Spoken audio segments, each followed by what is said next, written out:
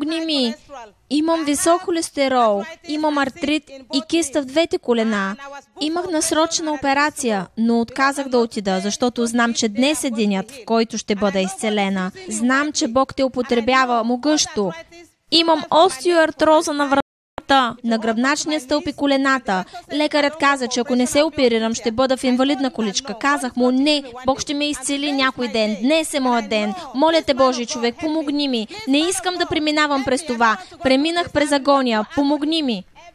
Исус Христос е изцелителят. Трябва да погледнеш към Исус.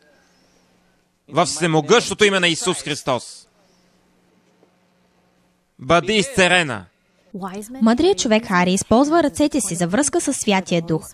Той се моли за госпожа Хасана Кинебро, каквото не е от Бог в тялото й да бъде измито в кръвта на Исус Христос. Благодаря ти, Господи. Стани, ти си свободна.